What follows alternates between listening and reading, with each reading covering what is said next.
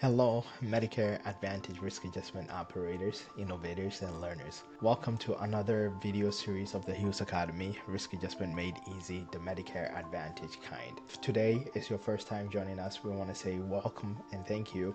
If you are a seasoned learner with us, we want to also say welcome and thanks for joining us. If you have not subscribed, I will encourage you to like, to share, to subscribe to our channel because it helps us to reach a wider audience and also helps you so that you do not miss anything that we release on our channel. As we have been studying throughout this month, today we are picking up on our lesson on special needs plans, which is also called SNPs. For the first week, we looked at what SNPs are, and last week we looked at the first type of SNPs, which are C-SNPs. Today, we'll be going a little deeper into the second type of SNPs, which is the D-SNP, dual SNP. D-SNPs are Medicare Advantage plans designed for people who have both Medicare and Medicaid. So that is what makes it dual, right? You are dually eligible for both Medicare and Medicaid. And the plans coordinate Medicare and Medicaid services and must have a contract with a state agency because the Medicaid is managed by the state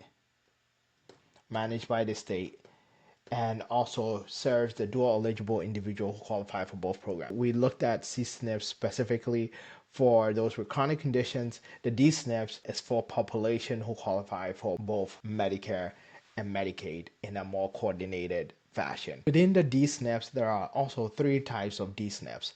There is the fully integrated D-SNP, there is the highly integrated D-SNP, and also there is the coordination only D-SNP. So for the fully integrated D-SNP, is a single entity that holds both Medicare and Medicaid contracts. It covers primary care, acute care, long-term care, behavioral health, and that has the highest level of integration between the Medicare and the Medicaid for the coordination of benefits. The second level of D-SNP, which are more tied to how integrated the SNP plan is, the highly integrated SNP, which cover either long-term care services or behavioral health through Medicaid contract and all the other benefits through the Medicare. And also there is moderate integration. So that is where you will see the integration from the highest level of integration to the moderate integration to the basic integration.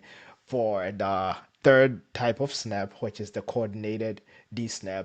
And for that one, it coordinates services but doesn't provide Medicaid benefits directly and must notify state of hospital or skilled nursing facility. Sometimes it's hard, SNP versus SNF, admissions for high-risk members, and that is the basic integration. So if you are looking at the three types of D-SNPs, there is the fully integrated, there is the highly integrated, and also there is the coordinated. Those are the three basic areas of the dual SNP. The same way we looked at the growth of C-SNPs, we want to take time to look at the growth of D-SNP.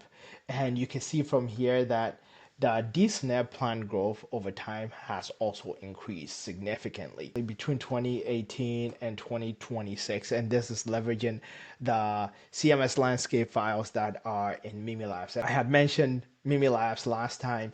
If you are in healthcare data and haven't tried MimiLabs, I will encourage you to check out mimilabs.ai because it is democratizing a lot of these healthcare data sets for you for free and has a really robust MimiBot that can help you with analyzing healthcare data and understanding healthcare data. Just back to this. So this graph is from the MimiBot after some chat with the MimiBot. You can see from here that between 2018 and 2026, these SNPs has increased significantly. And looking at D-SNP per the number of plans versus the number of contracts, you can see that the number of contracts have not significantly increased as compared to the number of plans, telling us that for each contract, the number of D-SNP plans have been increasing on average over time.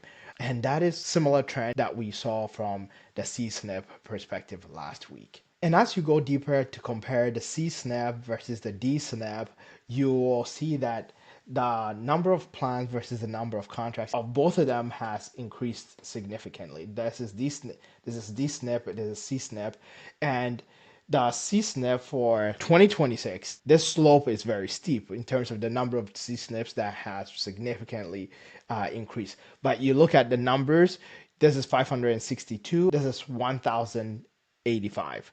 Comparing the number of plans here, you can see the plan benefit packages. You can see that D-SNPs significantly outpace C-SNP. If you're working in the risk adjustment space and you're looking at D-SNPs, these are some things that you have to keep in mind are the type of duals that you are seeing in your files, because that affect the risk scores that an enrollee in a D-SNP and what type of the D-SNP they are in. Also, you have to keep in mind of the frailty scores that are applicable also in this space as you work with your risk adjustment to make sure you are receiving your fair, accurate, complete, and timely payment. Otherwise, that is what we have for today. If you are not a subscriber on our email list, I will encourage you to go to our Hills Academy website, www.thehillsacademy.com/risk adjustment made easy. You will get the chance to download a free copy of our signature gift From Chaos to Clarity, the essential comparison cheat sheet on Medicare Advantage risk adjustment data sources that compares MA data sources that are used for risk adjustment for you for free. If this has been helpful to you, I'll encourage you to click the button, subscribe to our YouTube channel, and also share with anyone who may benefit from all the lessons that we've been covering. Thank you, and bye for now.